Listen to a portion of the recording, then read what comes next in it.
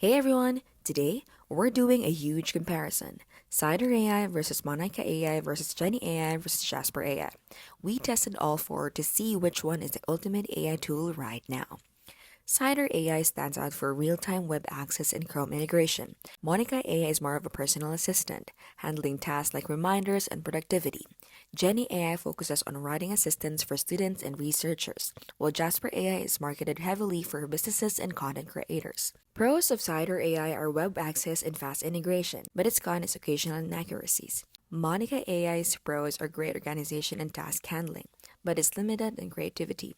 Jenny AI's pros are academic writing support and research help, but its con is weaker creative writing. Jasper AI's pros are strong branding tools and marketing content generation, but the downside is its high subscription costs. Overall, the best depends on your needs. This has been How to Learn to Keep Things Smart and Simple and Scam Free.